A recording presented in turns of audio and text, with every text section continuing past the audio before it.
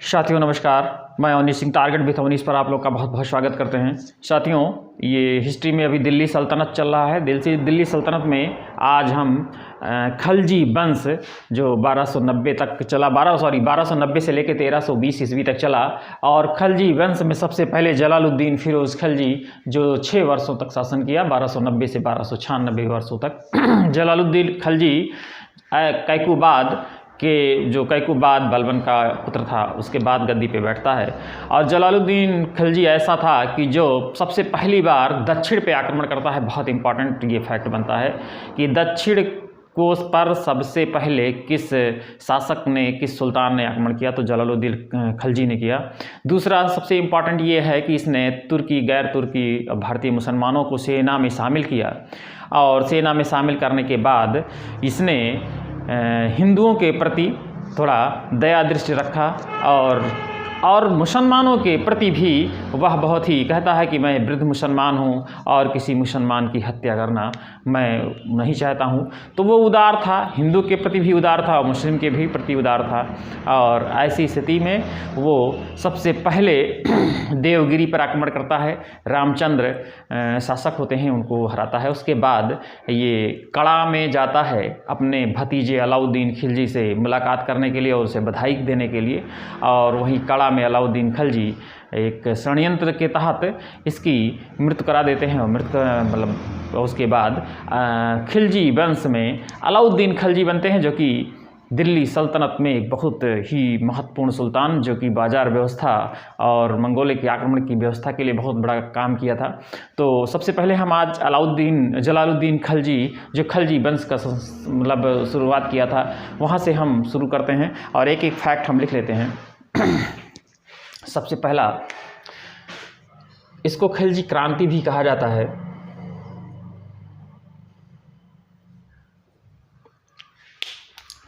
खिलजी वंश की स्थापना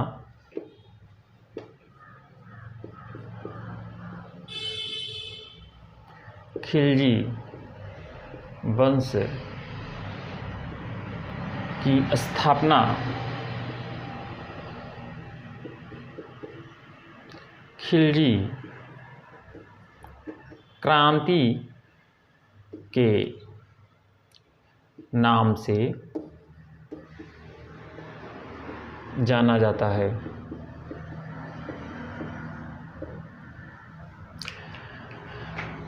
सुल्तान कैकुबाद ने इसे शाइस्ता खां की उपाधि दी थी। ये भी फैक्ट हम लिख लेते हैं। ये पीसीएस में आया हुआ सवाल है, किसी और भी कंपटीशन में आ सकता है।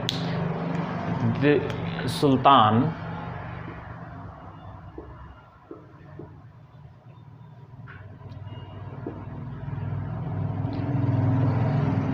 कैकुबाद ने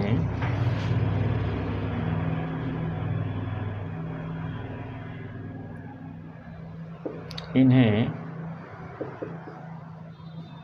शाइस्ता खां की उपाधि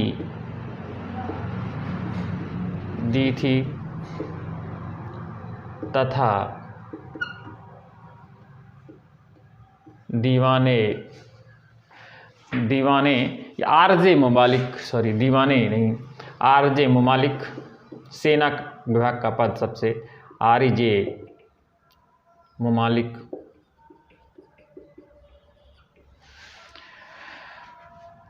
जिस आरजे ममालिक अर्थात सेना मंत्री का पद दिया।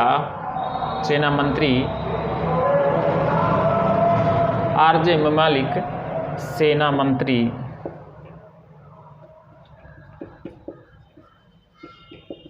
का पद दिया। बहुत ही इम्पोर्टेंट ये भी है कि शाइस्ता खान की उपाधि किसने दी और कौन शाइस्ता खान की उपाधि धारण की थी। फिर उसने पहला सुल्तान था जिसकी आंतरिक नीति हिंदुओं को प्रसन्न रखने या उदारता का व्यवहार किया। ये भी हम लिख लेते हैं।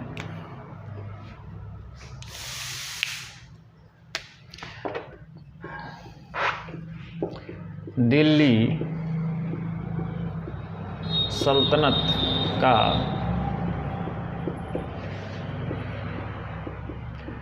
पहला सुल्तान था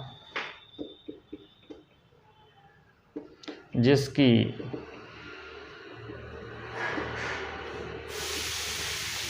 आंतरिक नीति उदार नीति यानी दूसरों को प्रसन्न करने का सिद्धांत पर था, दूसरों को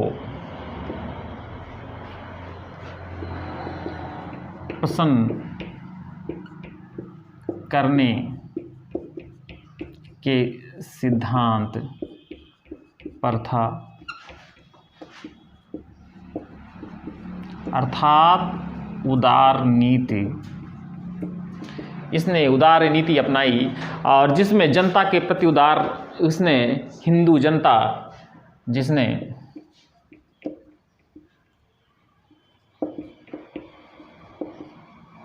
हिंदू जनता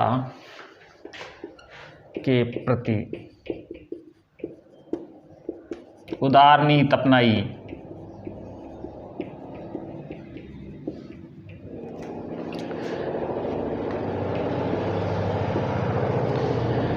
दूसरा, जलालुद्दीन ने तुर्कों, गैर तुर्की और भारतीय मुसलमान को सेना में भर्ती किया सबसे पहले और राज्य को विस्तृत आधार दिया।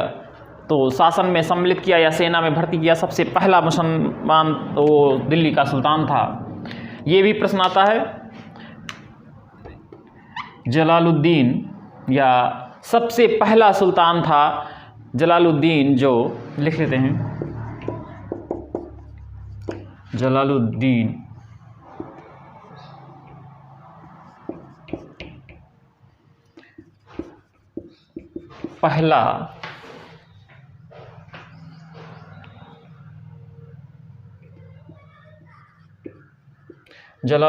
पहला सुल्तान था जिसने तुर्कों, गैर तुर्कों एवं भारतीय मुसलमान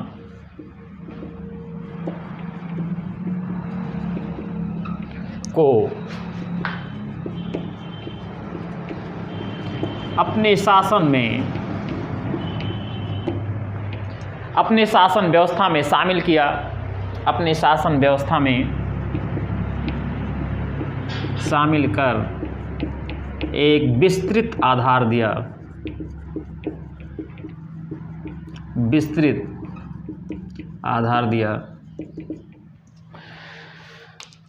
उसके बाद यह एक दक्षिण भारत पे आक्रमण करने वाला पहला सुल्तान भी है जो देवगिरी पे आक्रमण करता है, जलालुद्दीन खलजी।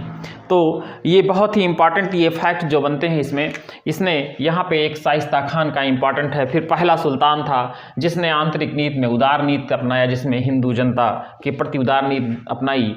और सबसे महत्वपूर्ण फैक्ट है, सबसे पहले इसने तुर्कों और गैर तुर्कों और भारतीय मुसलमान को अपने शासन में शामिल किया।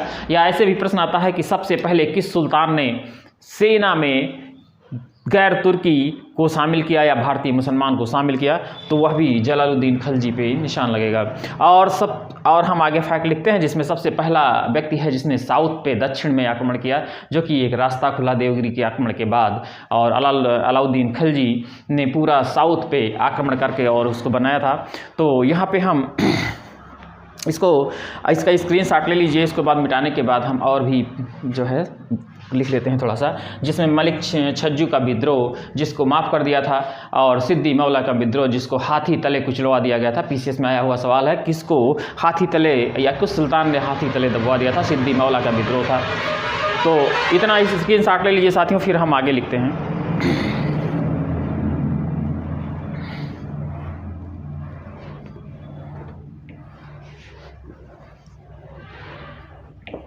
यह ऐसा शासक था जिसमें मुसलमानों का रक्त नहीं बहाना चाहता था, उसका भी फ़ायदा उठाया कई जो है लोगों ने। तो इतिहास, अभी हम महत्वपूर्ण फैक्ट जो एग्जाम की दृष्टि से बहुत ही महत्वपूर्ण है जो कि आता है, और हम एक एक फैक्ट जब देखते चलेंगे और पढ़ते चलेंगे तो सारा एक इतिहास और एक निरंतरता इतिहास ऐसा है कि अतीत में बीता हुआ कल और जिसमें एक निरंतरता बनता हो कि जो कि हमको आगे पीछे अतीत की बातें बताए, जिससे कि आगे हमें जो भी शासन व्यवस्था करनी हो या पिछली व्यवस्थाओं से हम सीख करके अगली व्यवस्थाओं में हम सुधार कर सकें। यही इतिहास पढ़ने का मुख्य ध्येय भी होता है।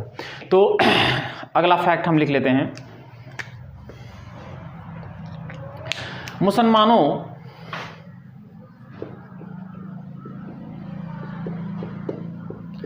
का दक्षिण भारत पर पहला आक्रमण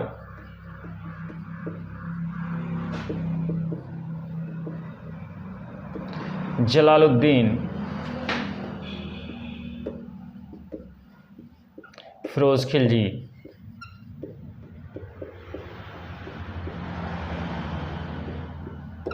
के समय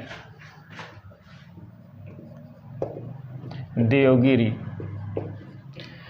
मुसलमानों का दक्षिण भारत पर पहला आक्रमण जलालुद्दीन फिरोज खिलजी के समय देवगिरी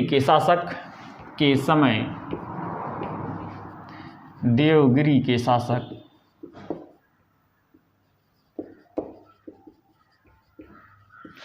रामचंद्र पर हुआ।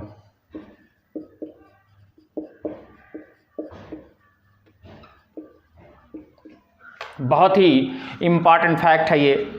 उसके बाद इसके समय में ईरानी जो फ़कीर थे सिद्दी मौला, उनको हाथी से कुचलवा दिया जाता है। तो ये भी बहुत इम्पॉर्टेंट और कई बार एग्जाम में आया हुआ प्रश्न है।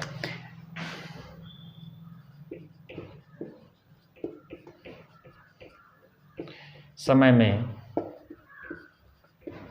ईरानी फ़कीर सिद्दी मौला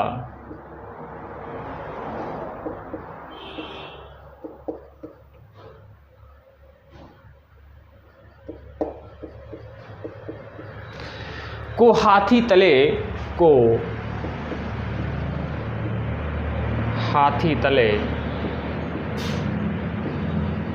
कुचला गया था। बहुत इम्पॉर्टेंट है, ये जलालुद्दीन के समय में हुआ था। उसके बाद एक और विद्रोह होता है इनके समय में, मलिक छज्जू का विद्रोह होता है, जिसको सुल्तान माफ़ कर देता है। तो हम लिख देते हैं इसके समय में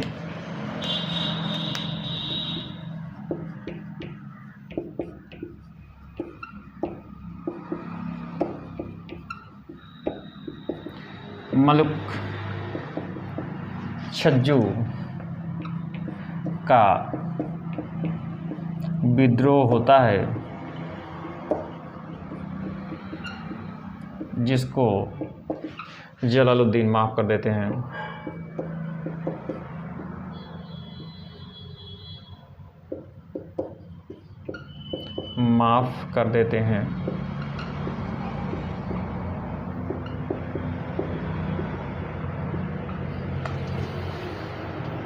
ये तीनों के तीनों बहुत ही महत्वपूर्ण फैक्ट है। एक हम और फैक्ट लिख लेते हैं इसमें, उसके बाद कल की वीडियो में अलाउद्दीन खिलजी चलेगा। इसके समय में 1296 ईस्वी में ये जाता है अपने भतीजे अलाउद्दीन खिलजी से मिलने, और हम लिख लेते हैं कड़ा में, और वहीं पे अलाउद्दीन खिलजी द्वारा इनकी हत्या कर दी जाती है। तो यहाँ लिख लेते हैं 19 जुलाई 1296 ईस्वी को जलालुद्दीन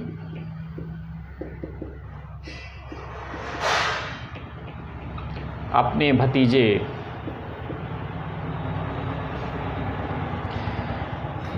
भतीजे अलाउद्दीन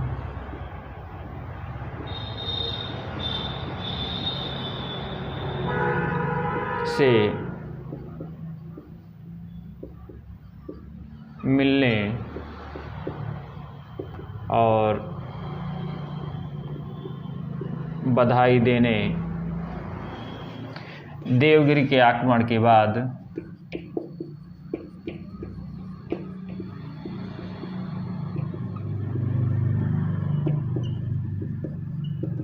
कड़ा में अपने भतीजे अलाउद्दीन से मिलने और बधाई